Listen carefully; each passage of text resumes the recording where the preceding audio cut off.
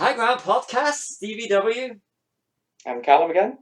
Okay, the other day you sent me a message asking me if I realised that QT8 was on Amazon Prime. I didn't, and I watched it, and I enjoyed it. So thank you for the tip. No worries. You know what? I gotta say that was it's a 1 hour 40 minutes if I'm right, and the whole idea of sitting down and watching a 1 hour 40-minute documentary about the first 8 films of Quentin Tarantino when I've got 9 Quentin Tarantino films. And over the years, I've watched loads of them. It's like, you know what? I'll give it a shot. I got to admit, the structure was brilliant. Yeah, it was very good. It was good as well, like how each interviewee, they sort of had a little thing at the bottom to show you which films they'd been in, like a little icon for each film. That was quite good. Oh yeah, I loved that. I loved it, and I loved how they didn't how that. I liked the way that they tied in Reservoir Dogs into Hateful Eight. Yeah, I didn't even notice a lot of that stuff. Like, and the thing about the Paula Schultz grave as well. I would never have picked that up at all if it hadn't been for that. There's one bit when I started watching it, and because they were doing an order of production, I only got to the whole thing about Sally Menk. Yeah, that was quite moving, wasn't it? Yeah, and because it's so, I've always, I'm original Tarantino. I mean, Tarantino director, should I say? I've followed his work since Reservoir Dogs, and she's always there as his editor, and it reminded me of the relationship that Alfred Hitchcock had with his wife. Yeah, they were collaborators. And Sally Menk and Quentin Tarantino, I mean, 8 films together. Was it 8 or 7? Yeah, I think it was 8. It just isn't it just the last one, maybe? Yeah, I think it might have been just Once Upon a Time. I'm going to pull up her IMDb up. Her last one was Inglourious Bastards. Oh, really? Yeah. So I mean, it's also the end of an era because it's where he stopped working with Weinstein Company, wasn't it? Yeah. That's quite a good section as well, where they talk about Michael Madsen sort of says about how eccentric and weird Harvey Weinstein was, and he's got a story about the diner where he comes out and takes a doll off of his daughter or something. Yeah. But he also says, like, makes a good point saying that, like, he doesn't blame any of the. What was it? He said something about, like, it must have been really hard for the women because it was their livelihood, and he had such power over them that, they used that their faces are used in their job. So if he takes away their screen time, then that's their job gone. So they felt they had to go along with a lot of these things. And it just sounds horrible. Yeah, but he's going to spend a lot of time in jail, not the rest of his life. Yeah, I mean, I don't really know much about Bob. Whether he, I mean, I read somewhere that they really didn't like each other, but they just sort of ran the company because it was making money. Yeah. I don't know if he still runs it or whether it's finished now. Or I have no idea on that one, but Harvey's don't really hear much about Bob, do you? No, I suppose you'll probably end up somewhere down the line trying to start something else up because without the name. But that's the damaged name you'll never come back from. But yeah, one thing that got me is I like I like the chapters. The 3 act thing that they did with the documentary QT8, and the interviews were brilliant, and the whole thing with Zoe Bell in it was just. I like Zoe Bell. She's great. I think she's brilliant. And her motivation for running up the stairs in Kill Bill, and then when Quentin sits her down, I was like, that's brilliant. And I like the whole thing she was saying about Death Proof, where he was like, "What's wrong with that shot?" And she's going, "Oh, I don't know what. It looks fine." And he's like, "Oh no, there's nothing wrong with you. But what's wrong with that shot?" And he's like, "Oh, I'm not looking at the camera. Like, you can't see my face," because she's so used to being a stunt coordinator and that. Because you have to keep your head down so that it's brilliant. And the whole thing with Death Proof. Yeah. The drinking. Yeah, I thought that was, and you know, 'cause I've been trying to get my fiance for quite a long while to watch Death Proof with us, and she keeps saying no, but she might watch it now. Yes. The only downside of it is that, you know, because we're in lockdown, is that I really want to do a Tarantino night, get everyone Yeah, around, and that's the thing. Because Tarantino, there's little film festivals, and there's a cinema. Just sit down, watch old trailers, watch a film on a projector in the garden, and that's the thing that came out after. Going, I want to do this. I want to do this now. yeah, definitely. Yeah, because and I like the way that they actually showed the making a bit of the making of Once Upon a Time in Hollywood, my favorite Tarantino film. I thought that was fantastic. Yeah, I mean, I assume it was made before that came out. I don't know.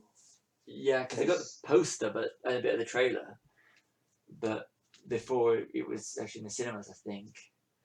But Yeah, it was, yeah, and they missed out the thing about the trashing of the guitar in Hateful Eight. yeah, because it shows you that scene, doesn't it? And I Yeah, thought, because she's Jennifer Jason Jason Leigh. Leigh, is it? Yeah, Yeah, she says about she couldn't play guitar before, but she could after they finished the filming. And I thought it just shows you the scene, doesn't it, where Kurt yeah, Russell takes the guitar off her, and I thought, oh, they're going to talk, because if any of you don't know, he smashes the guitar in the film, but it was actually a real like 200-year-old guitar, wasn't yeah. it? And Tarantino didn't tell him, and he sort of smashed it, and he was heartbroken afterwards because he must play instruments and that. But he did it, and he didn't realize what it was, because they would have replaced it with a fake one. Prop. But it Yeah. was like, whoa. But It was. I also like the part with Jamie Foxx. He's quite funny, isn't he? Like, I didn't realize he was that funny in real life. Oh, he's good, and we made a good documentary should make you want to go and watch a body of work, which honest Quentin Tarantino, we do it all the time. And Yeah. but afterwards, because we're too lazy to put a Blu-ray in, we ended up watching Django Unchained. Good choice. Oh, that's brilliant. And the soundtrack It to is. Django. That's the one thing that they didn't cover in QT8, which they should have, is his use of music.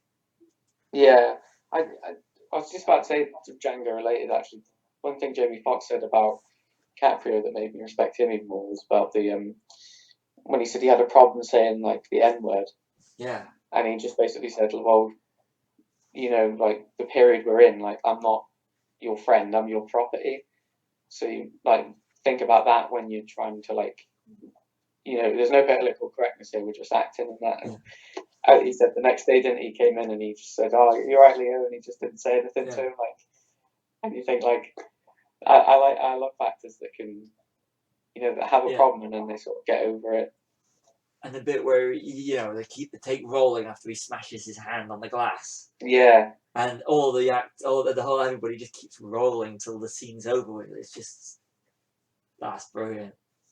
That is. Yeah, that was. I mean, I already knew that, but I didn't know the specifics behind it that they kept rolling. I thought it was just the shot where he smashes it and then they stopped after that, but I didn't realize they kept going. Yeah.